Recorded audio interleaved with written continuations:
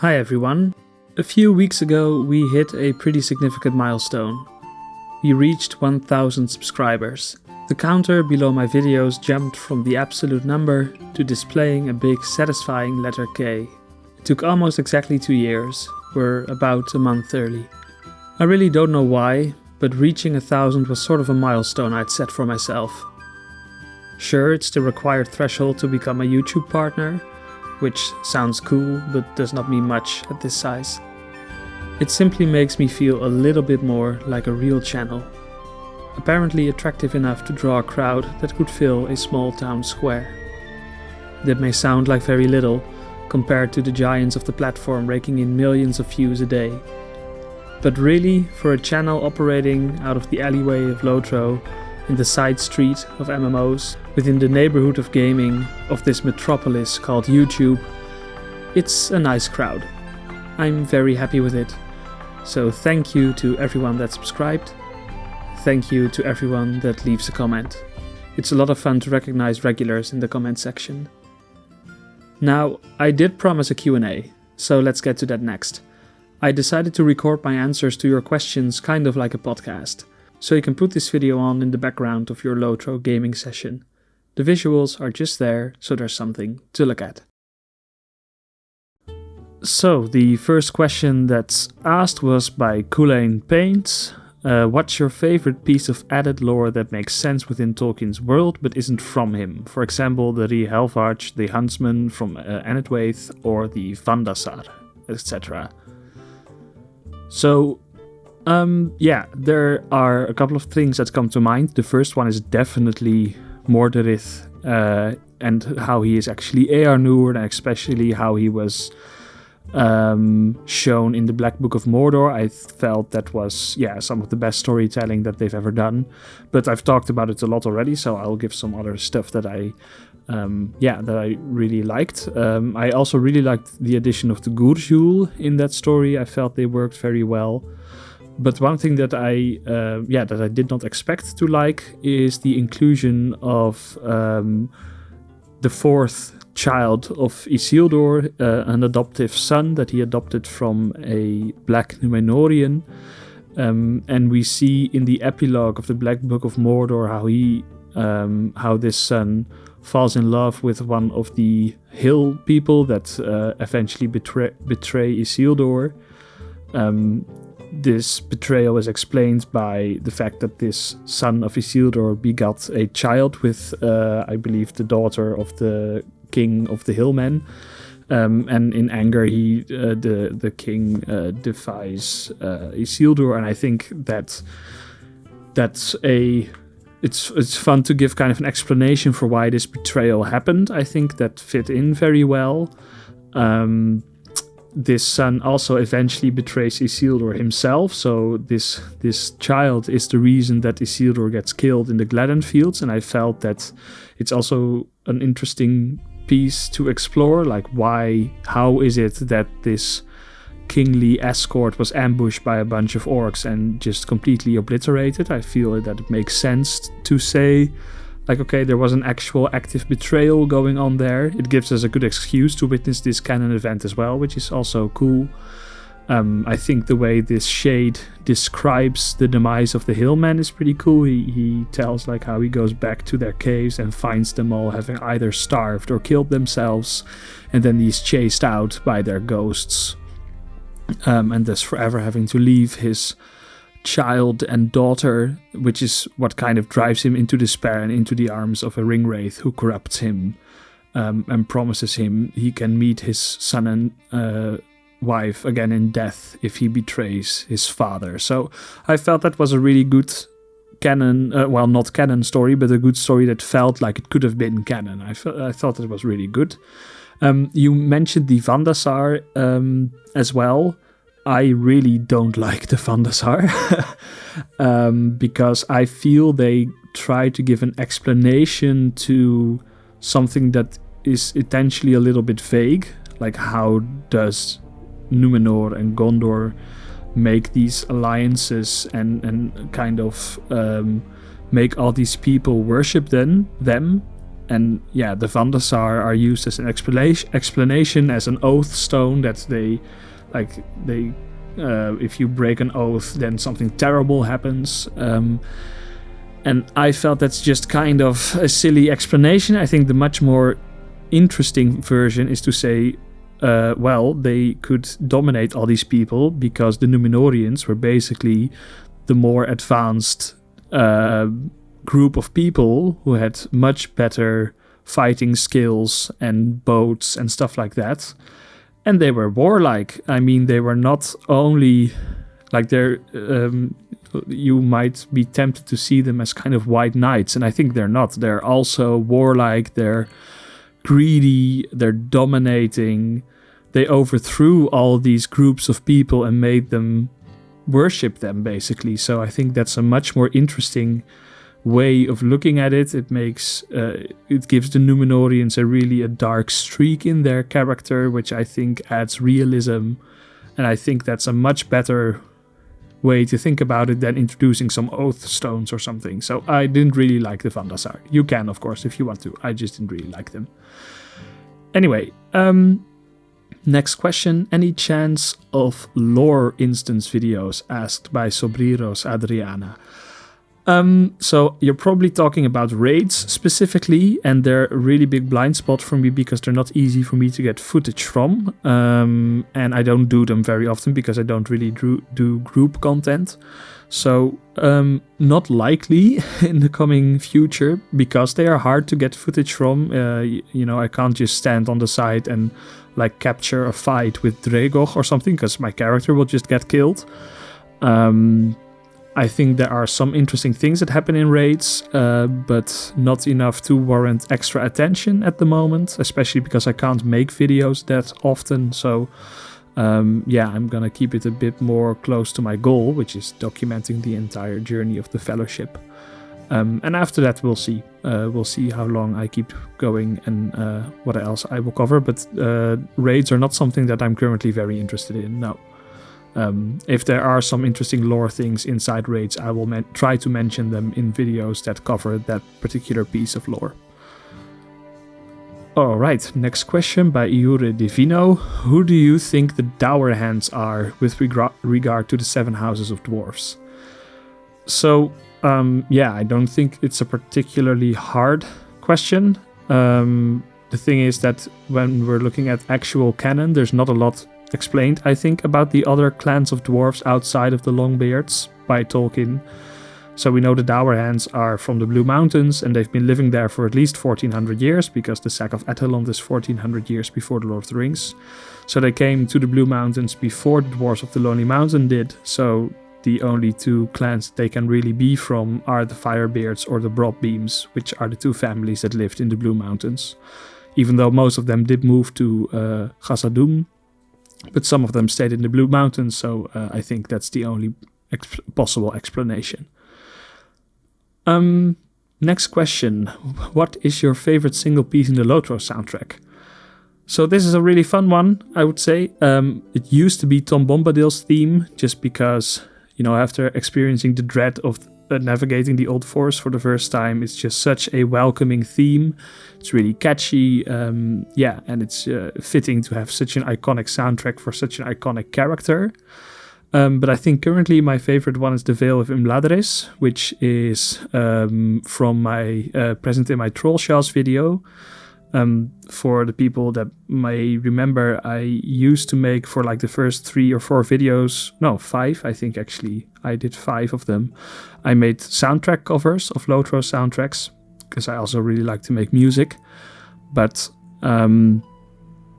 it's a lot of work. I have to figure out how to play the soundtracks, record it, make it sound somewhat nice. And it just took a lot of work. And in the beginning, when I started my channel, I had a lot of free time to do those kind of things. But as I got more and more busy with my studies, I figured I need to kind of make a decision whether I'm going to make these soundtracks and take maybe 3 times as long with releasing a video, or just focus on making a bit better videos and writing better scripts and just leaving the music out of it. So eventually I decided to do that, but through making those soundtracks, my favorite one became the Vale of Imbladris. I think it's very beautiful, kind of hauntingly beautiful. And basically everything in Breland is something that's really stuck into my memory, like the haunting oboe that you hear while you're traveling through the grass fields of Breland. That's kind of a vibe that I've never really heard before in a video game, like this sort of peaceful but also somewhat melancholic soundtrack. So that's also one that I really like. Alright, then Meraki asks a tricky question that has a few parts. If you're interested, I am. What's your favorite and least favorite part of Tolkien's books, Peter Jackson's Lord of the Rings movies, and LOTRO? So, for the books, my favorite one is easy. It's probably The Scouring of the Shire, just because it's such a fun little surprise at the end of such a long epic that there's just, after so much fear and terrible suffering that the world basically had to go through to win the War of the Ring. At the end, there's just this one fight where we can see how much the four hobbits have learned, how they have become more well-traveled and more experienced in battle, and they just completely show these bunch of idiots inside the Shire who's boss. It just feels like such a cherry on top of the total victory at the end of the book. So I really, really like that chapter. Coincidentally, probably my second favorite chapters are just the ones that take place in the Shire. I just really like the Shire. I mean, who doesn't? Hating is really hard to say with the books. I think most places I really like. There's nothing I actively hate. I think the part that kind of gets tough for me is the second half of the Two Towers books, because from going from these large epic battles, you just go to Sam and Frodo moping about with Gollum for like half of the book. But even there, I feel like it's kind of broken up by their interactions with Faramir, which are a lot more optimistic in the books instead of the movies. So even that, it has its redeemable qualities that I like. When it comes to the movies, it's a little bit different. I think my favorite movie is definitely The Fellowship of the Ring, just the start of the journey where it's all still quite magical and stuff. I just really like it. I think it has the most vibes that are the most similar to the books, the first film. And the bit that I probably like the most is in between the departure of from Rivendell and Amon Hen. So basically going through Eregion, through Moria, and through Lothlorien. Those are just three lore-filled, super magical places, like the most magical places in Middle-earth, basically, Moria and Lothlorien especially. So they just feel the most special to me. So I really like those bits in the movie, and the soundtracks in those pieces are bangers as well. I really, really hate, and this isn't quite an active hate, the second half of the Two Towers. I think that the Battle of Helm's Deep takes too long. I think that the entire business with Faramir takes way too long. I think it was a mistake to have Faramir take Frodo and Sam towards Osgiliath, even though I understand that they want to show Osgiliath. I think that's a mistake. It kind of really takes away from Faramir's character by a lot. And then we also have these three set pieces there that just take way too long. Like the Entmoot takes too long, this business with Faramir takes too long, and the Battle of Helm's Deep takes too long, in my opinion. Especially when you're watching the extended editions. I feel like the second half of the Two Towers, I always want to turn it off. And then LOTRO.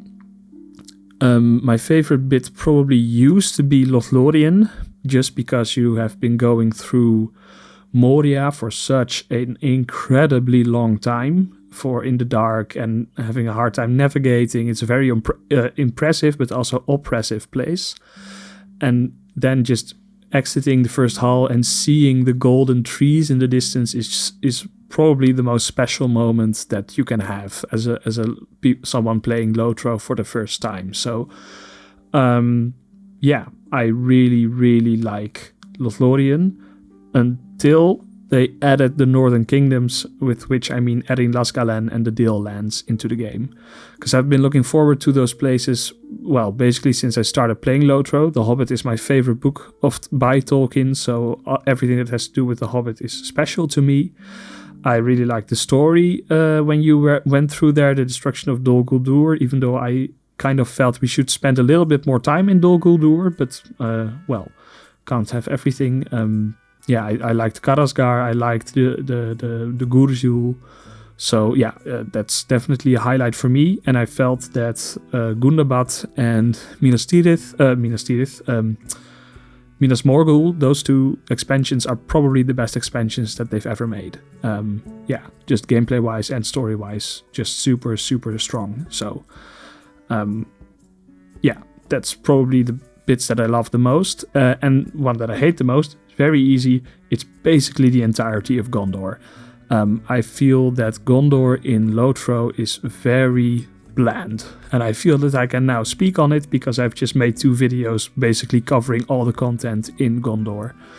Yeah, I think it's kind of hampered by the dawnless day, so there's never any sunshine, it's always kind of bleak. And yeah, it's just ultimately it's just fields of grass with human settlements that kind of use same-ish assets each time and don't look very interesting. They also, in my opinion, feel a bit. They don't really feel like true cities or villages to me. They are too grand, too big, not very cozy. Yeah, so I'm not a fan of Gondor. In LOTRO. The only bit of it that I do really like is Anorion, because you have the woods of the Druadan, it's connected to the Falls of Rauros, which is really cool, and it has the Beacon Hills. But everything else I'm really not a fan of, and I try to avoid as best I can, basically. Alright, last question already, asked by Dourhands, but it's gonna be a long question, so a long answer, more like, so buckle up. He asks, alrighty, a polarizing question. What's your opinion about Amazon's The Rings of Power series? That is a polarizing question, indeed, and I've held off on talking about it because it is so polarizing. And I have a lot of thoughts about it, so yeah, this is gonna take a little while. Alright, short interjection. There will be some spoilers in the answer that I'm going to give next, so if you do not want to be spoiled for Rings of Power, feel free to end the video here, and thank you for watching. Yeah, so I think the first thing about Rings of Power is that I was really put off by the discourse or the reaction from the fandom to it, I think. There were a lot of doomsayers already even before it came out, which is probably always true with every fandom, but I felt that the well-known copy-pasta of evil cannot create, only corrupt. I felt that was really cringy. And I think that such a negative reaction, I will kind of explain why I got so put off by it. And that's kind of has something to do with the way I view the Lord of the Rings Middle-earth fandom kind of right now.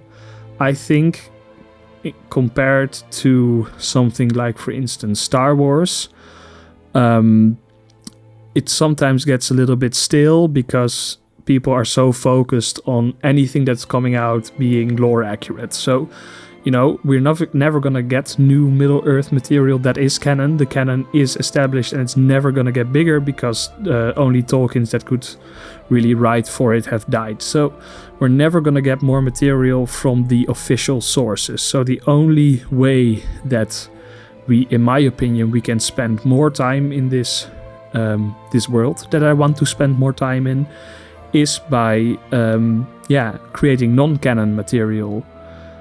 And I think it doesn't always have to be 100% accurate to capture that feeling. And one thing that actually made me change my mind about this is the Shadows of Mordor games. So the first time when those came out, I saw some of the story aspects, and I was like, well, this is bullshit, this is not canon, this doesn't fit, and it's bad because of it.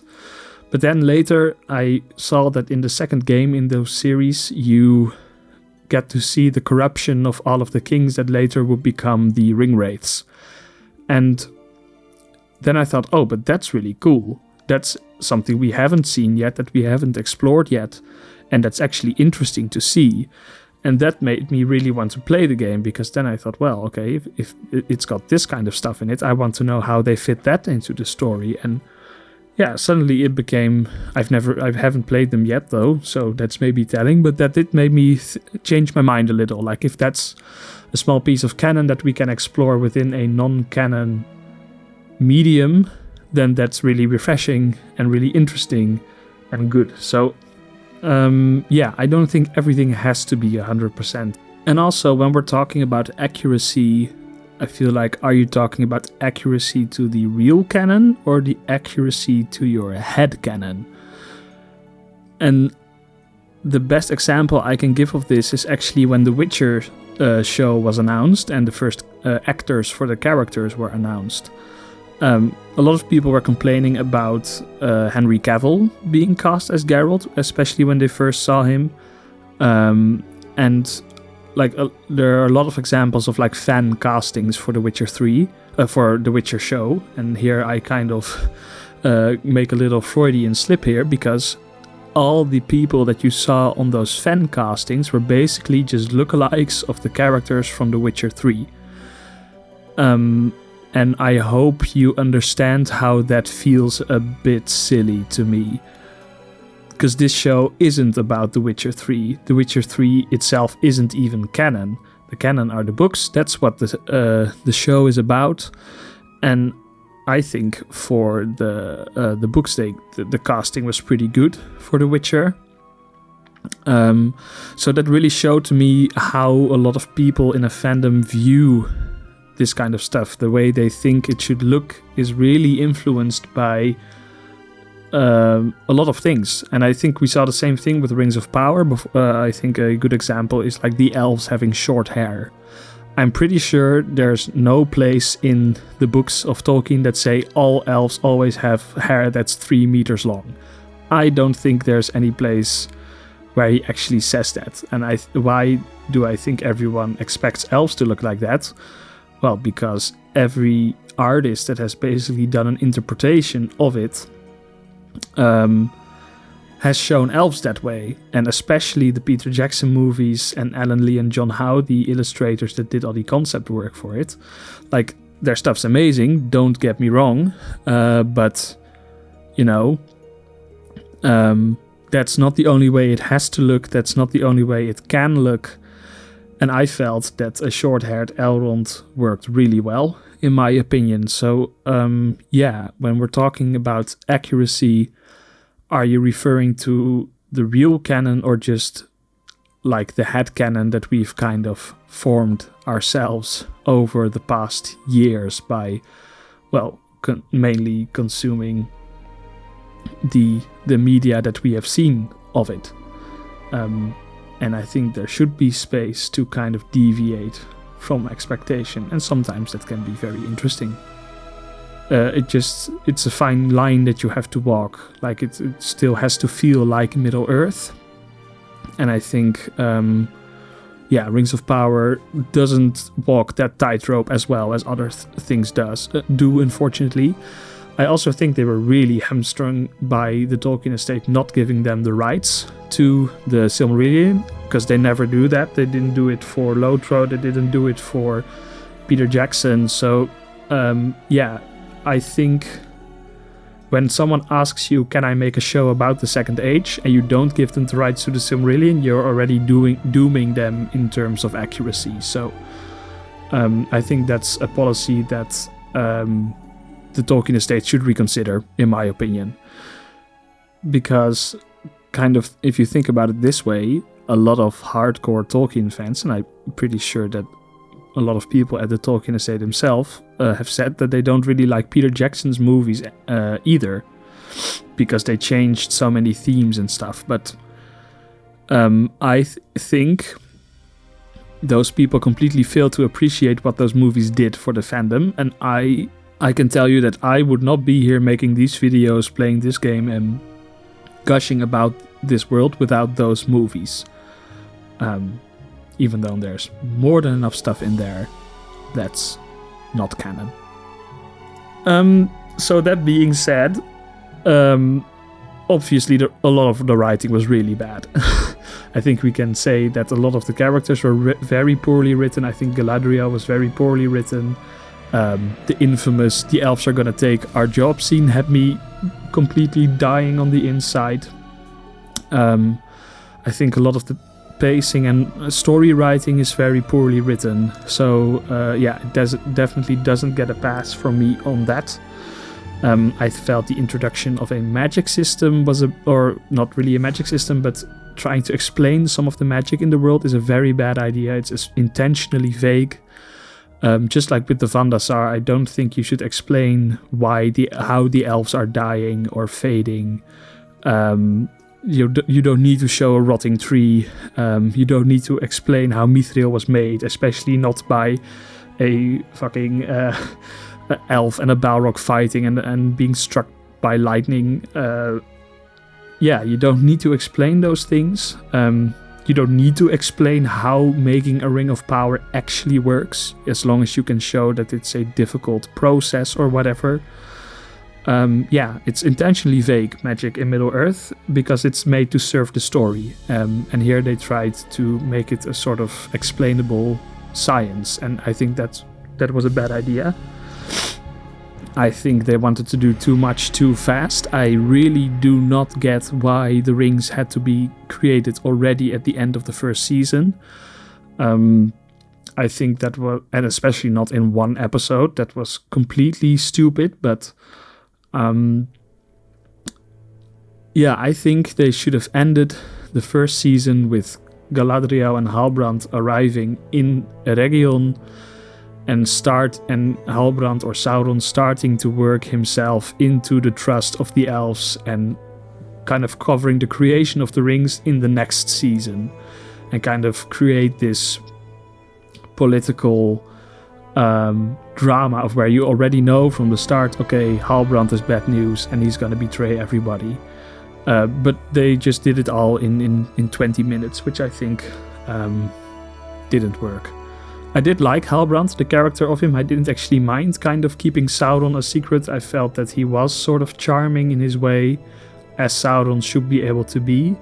I actually did like the inclusion of the Harfoots, even though I really did not like that they made the stranger probably Gandalf and have him take 2 more hobbits on another adventure. I think that should really be left to the Hobbit and the Lord of the Rings, those kinds of Hobbit stories.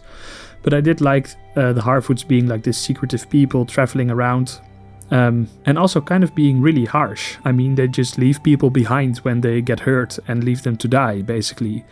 And I feel when you read about the hobbits in the prologue of the Fellowship of the Ring, they're also somewhat nosy and selfish and lazy, and they aren't only these peaceful, nice people, they're also pretty selfish in a lot of ways. And I think this policy of you fall behind, you get left behind, that really fits with that selfishness, even though it's put to more of an extreme because they live in more extreme circumstances. So, and I thought they were well acted too. So, I really liked that actually. Everything in Moria I think was good. Everything with Elrond and Durin was good. I felt that Elendil was really well cast. As I mentioned before, I really liked Halbrand as well. And I really don't want to get too much into the discussion of having actors of color in Middle-earth, because I feel that, it's not a very constructive discussion. And actually, I didn't mind it at all, and I felt that some of the best characters were actually Arondir and Disa, who are both played by actors of color. So I don't think it matters in the slightest. And that's really all I want to say on that subject. And with that, we've reached the end of the questions. So I hope you enjoyed this little Q&A. Thank you for sending in your questions. I hope you really enjoyed the 17th anniversary festival, and I hope to see you again very soon.